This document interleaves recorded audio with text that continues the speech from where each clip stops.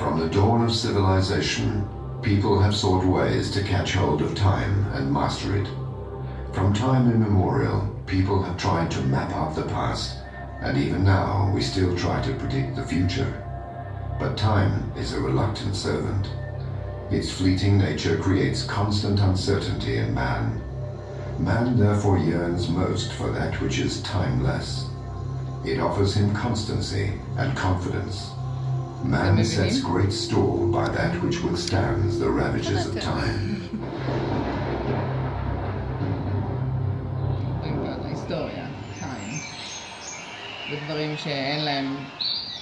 The Abbey of Westmalle has withstood the ravages of time. It belongs to the Cistercian order of the strict observance.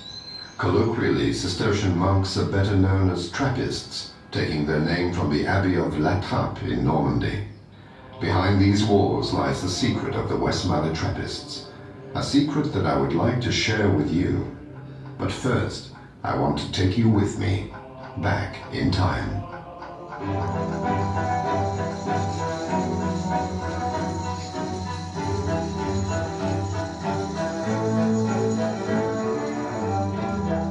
In 1794, a small band of French monks were wandering through Antwerp.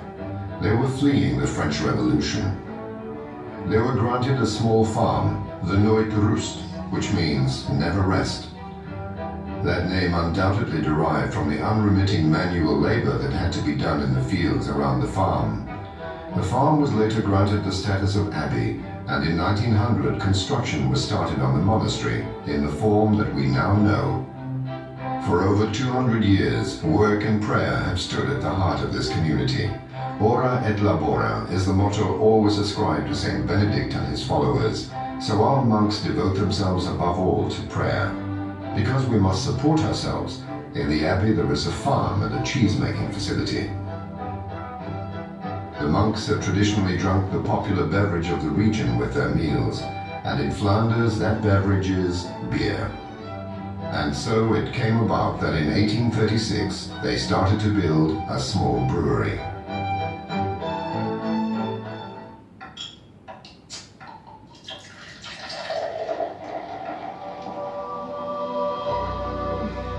Two types of beer are brewed in Westmalle, the triple and the double.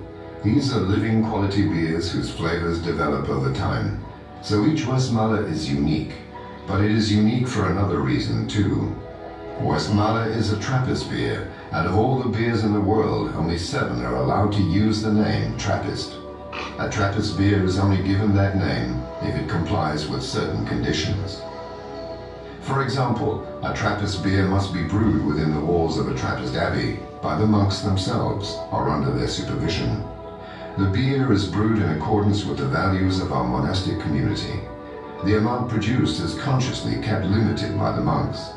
After all, the purpose of the brewery is not to make profit, and, as it always has, the largest part of our income goes to charity.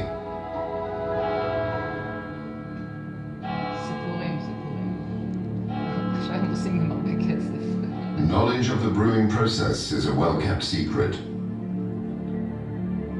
But allow me to lift a corner of that veil of secrecy. To begin with, you must work with the finest raw materials. So a Westmalle Trappist contains only natural ingredients, brought together with attention to quality and continually tested so that nothing is left to chance. This is done right from the start of the brewing process. First, we make a basic mixture that consists of water and malt. We don't just run the kitchen tap for our water. On the contrary, the water is pumped up especially from a depth of 60 meters under the abbey. The water has taken years to filter through the sandy soil and has been naturally purified.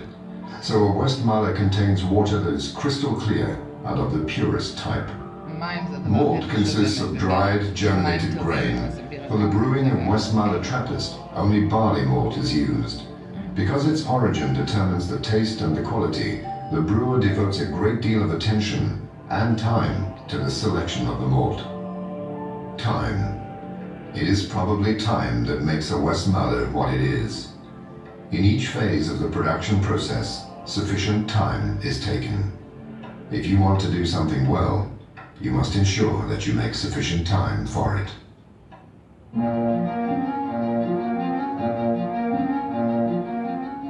The right quantity of malt is weighed out and ground into fine flour. The ground malt is mixed with the brewing water in a mash tun. This mixture is heated, whereby the enzymes set to work. After filtering, we obtain the wort. We check that it contains sufficient nutrients, as these are necessary for a good development of the yeast. We leave nothing to chance, not in the past, and not now either. The mash then goes to the filter to separate the wort from the draft that is floating in it. These days, the filtration is fully automatic and takes 90 minutes. The remaining draft was used as cattle feed by the adjacent farm. Nothing is wasted.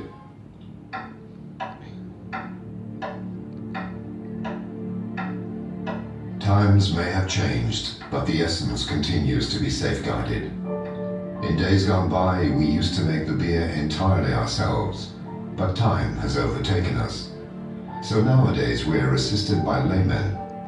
Don't misunderstand me. We are still here and will continue to be here.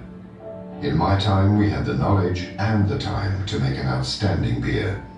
Today we have 1,000 times more knowledge, and the modern technologies make the Westmalle even better than it already was. Above all, we have made sure that we do not cut short the time needed to make a real Westmalle. After all, we see saving time as a loss of quality in the making of beer. And don't you think that would be a sin? The wort then enters the boiler. During the boiling process, enough water evaporates so that the wort achieves the right density. At different times during the boiling, the brewer adds the hop cones.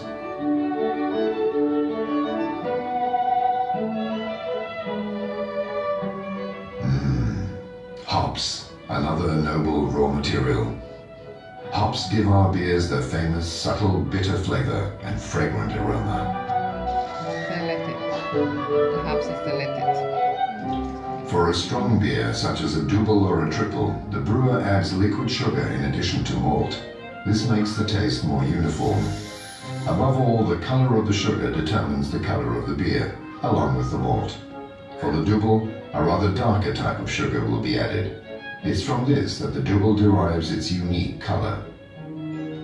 The sugar is added at the end of the boiling process. After boiling, the wort has to cool to around 20 degrees Celsius. Of all the ingredients, yeast is perhaps the most important, because it's the yeast cells that turn the cooled wort into real beer. The sugars present are converted into alcohol and carbon dioxide. Primary fermentation takes a week, and we grow and harvest the Trappist yeast of Westmalle ourselves. After a period of resting, the yeast can be put into a new brew and repeat its work. The brew is pumped into conditioning tanks to slowly mature at a temperature of 10 degrees Celsius. Waiting is the key here. By the end of this period, the beer has clarified in a natural, unforced way. The beer is then ready for one last filtering before it is bottled or put into kegs.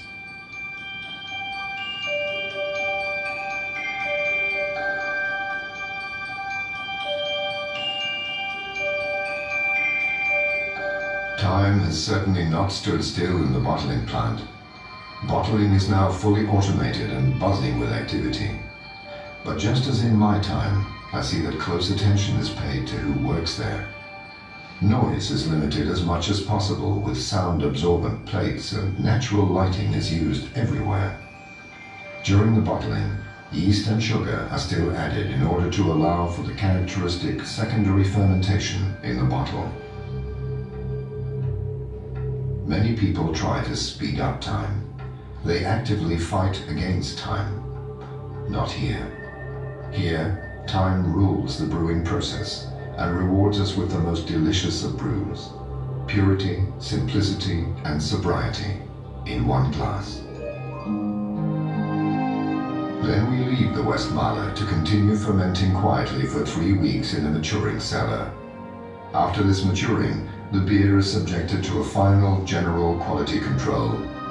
Samples are taken to measure the alcohol content, among other things. Only once all criteria are fulfilled does the beer fully deserve the name Trappist and is ready for sale. But it's not that simple. A Trappist beer is after all a symbol of what we are and what we do. Everything about Trappist beer exudes a feeling of timelessness. Our timelessness.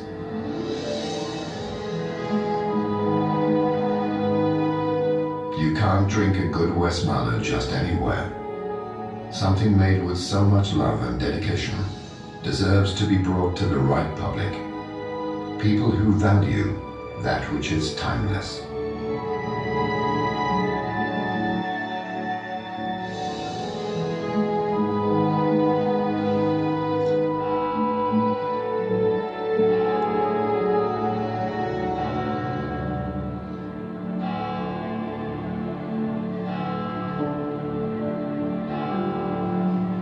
Moving with the present while respecting the past. Yes, that's how you achieve timelessness. And that, perhaps, is the true secret of Westmalle.